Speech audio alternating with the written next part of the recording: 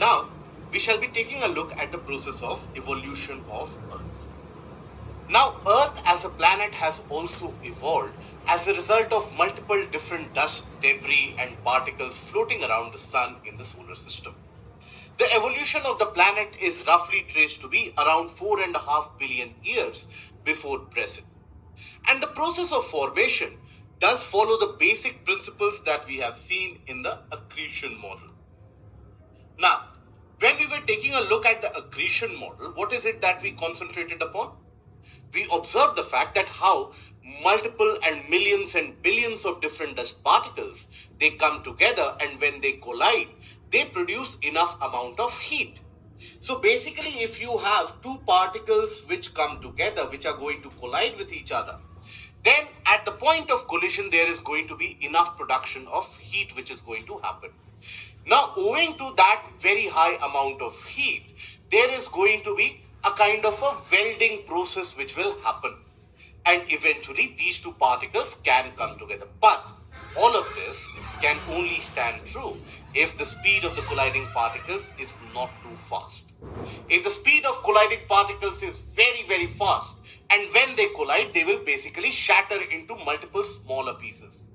But then, if their speed of movement is slightly slower, and then they move on and they collide with each other, as a result of that, that heat which is produced will raise the temperature quite significantly, that the two particles will come together.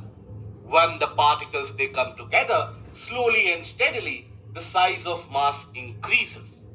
Now, as the size increases, so does the force of gravitation. So the gravitational attraction or the gravitational pull also significantly ends up increasing. As a result of that, what will happen? It will start attracting more number of smaller particles in the way. And more particles will be attracted towards that larger piece. And they will all start sticking around that larger piece, as a result of which we will have in existence the formation of a planetesimal. And this planetesimal, multiple of these planetesimals, these are very large size objects, then they will also follow the same process, that is the gravitational pull followed by a subsequent collision. They would also follow the same repetitive process, and eventually you will have a larger planet in existence. So the basic of formation for the planet Earth can be proved or can be explained ably well with the help of this accretion model.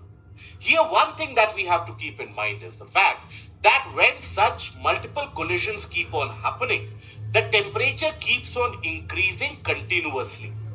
And because of that continuous increase in temperature, eventually when that entire planet is created, the temperature is so high that it is nothing but a molten ball of mass.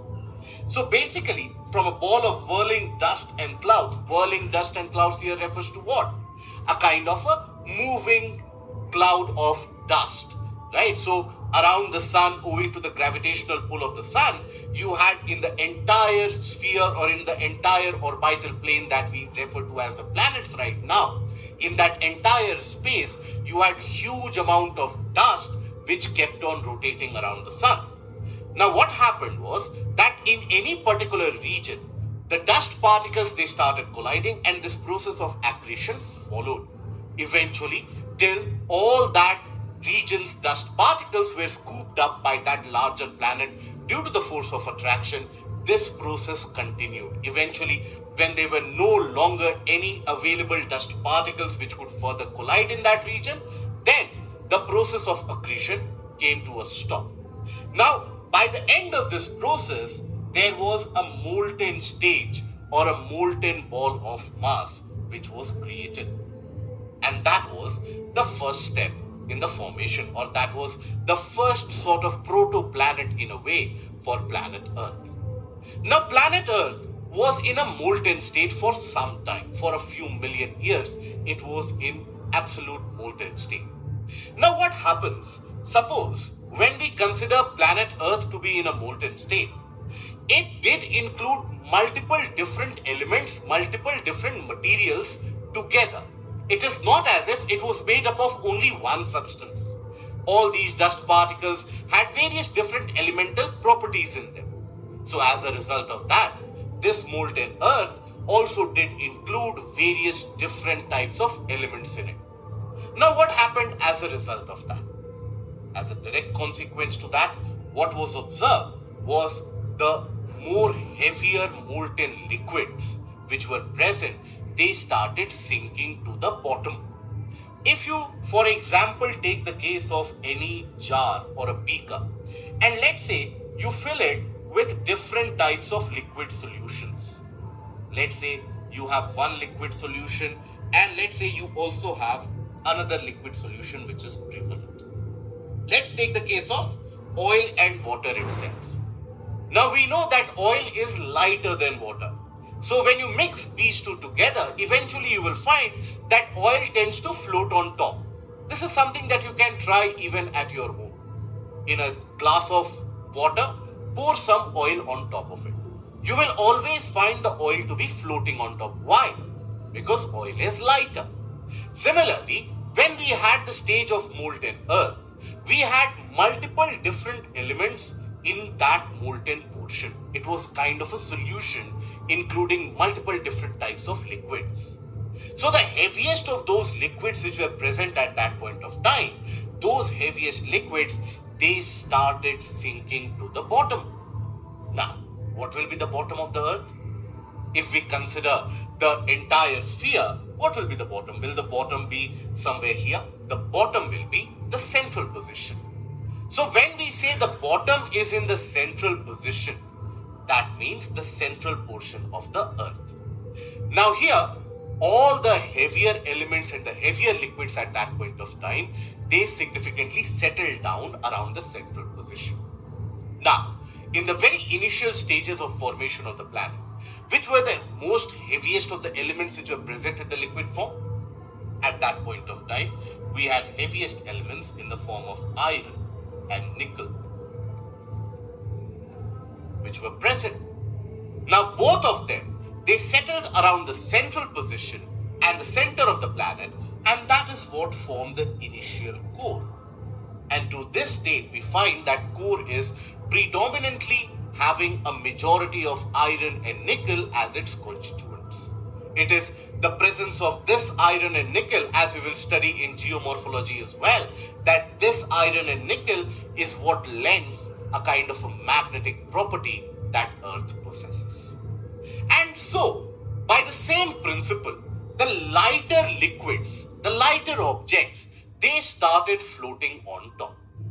And which were the lighter objects? You had basically elements such as alumina, silica, etc. They started coming to the top. So that portion formed what we today refer to as the crustal region of the planet Earth. So basically, light substances floated up from deep inside, and then they changed into hard rocks after cooling.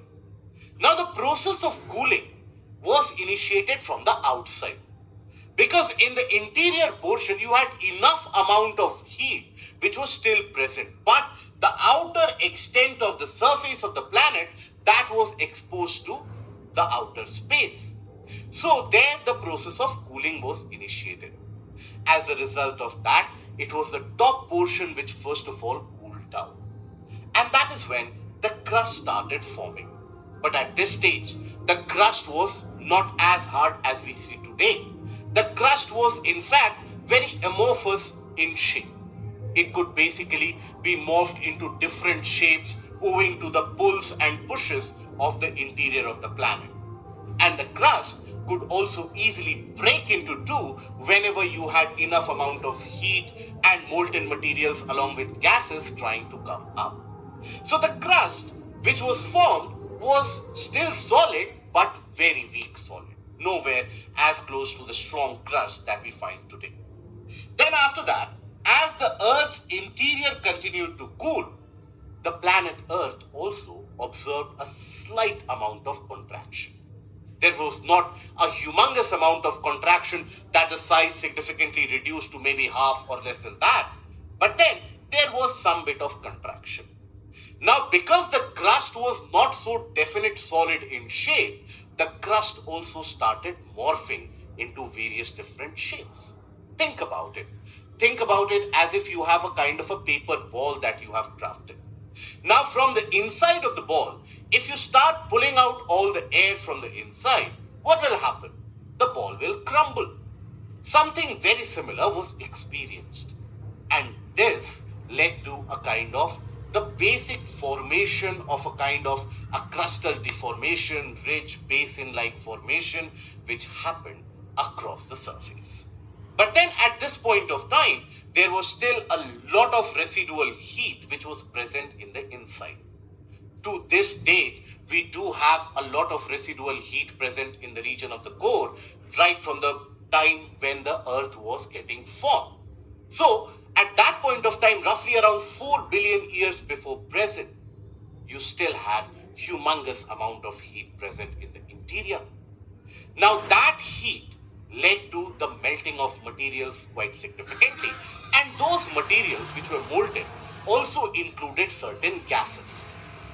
Now, the first question that you will have in your mind is that how come molten materials have the presence of gases in them?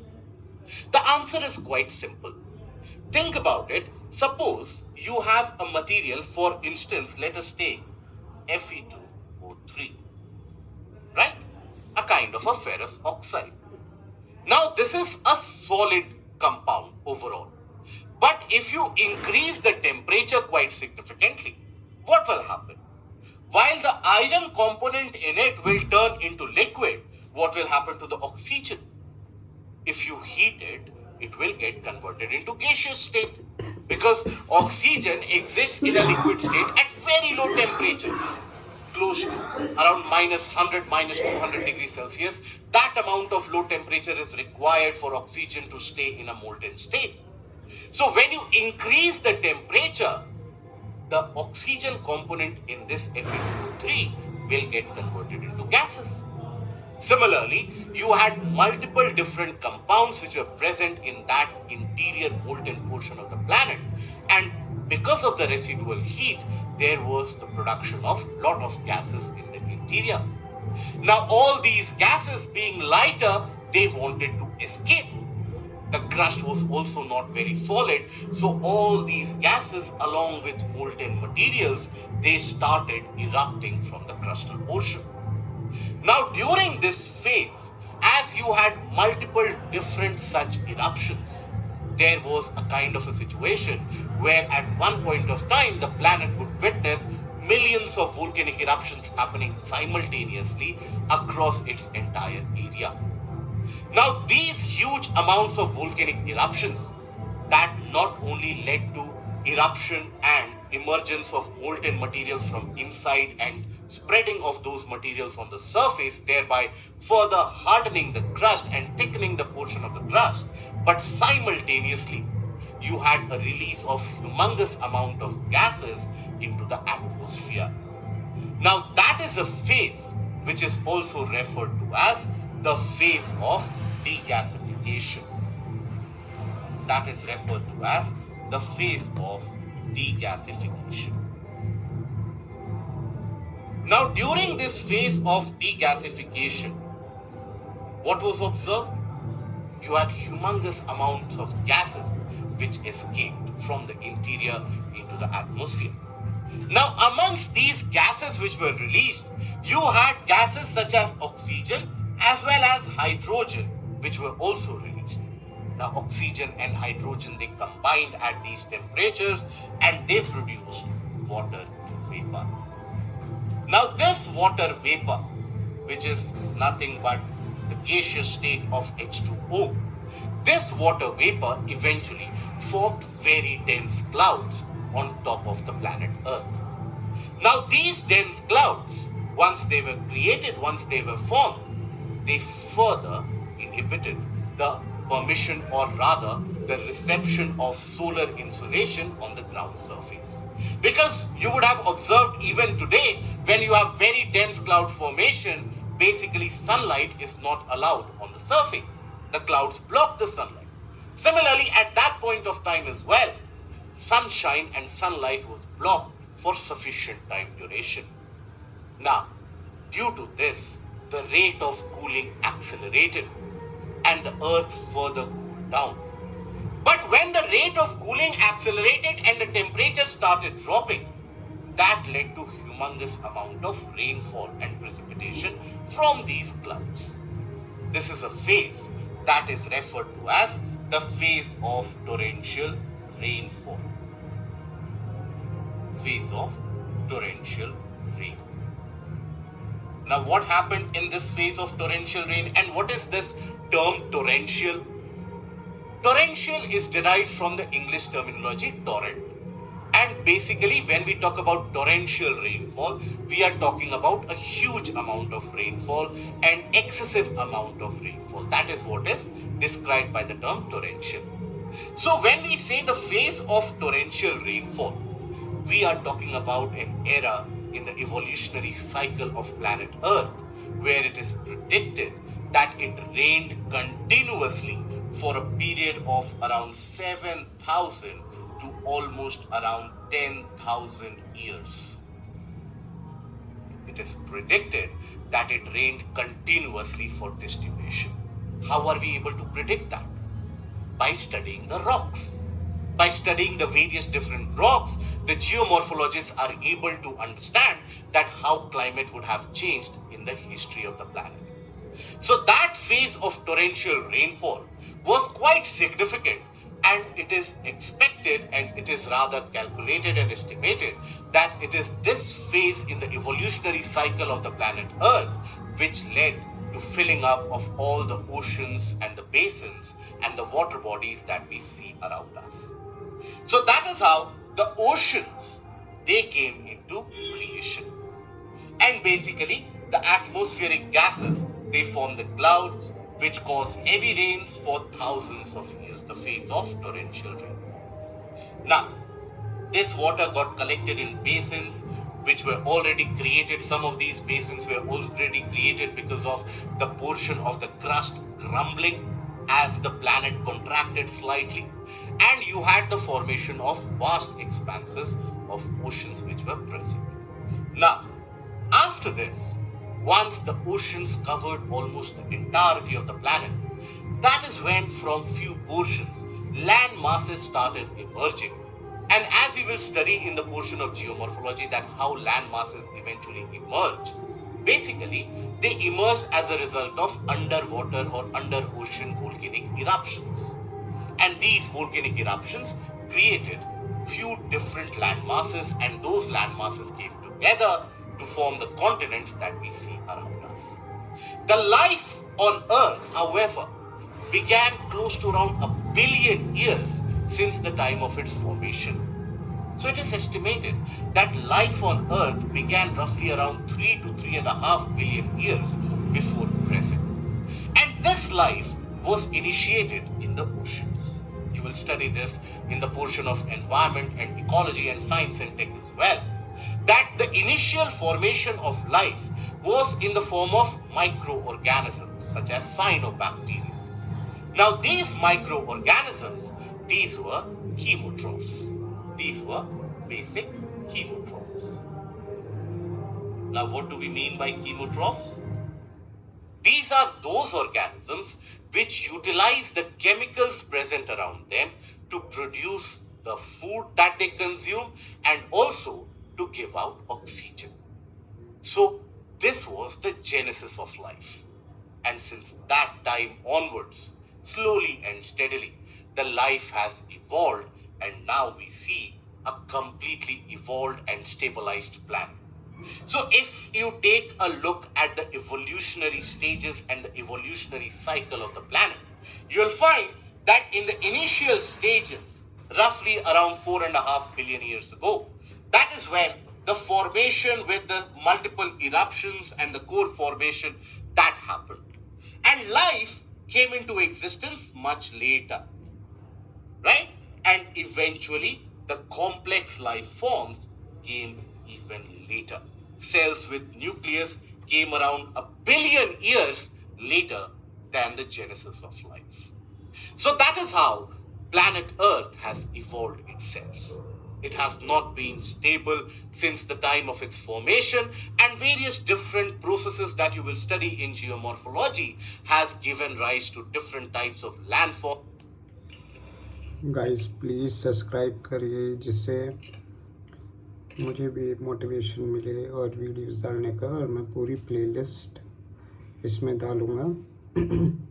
अगर आप लोग subscribe करोगे, like करोगे तो मेरे को भी करते हुए अच्छा लगेगा। Thank you guys. अभी इसका दूसरा पार्ट जो बाकी 22 मिनट्स 43 सेकेंड का बचे हुए हैं, I will upload in next video. Thank you.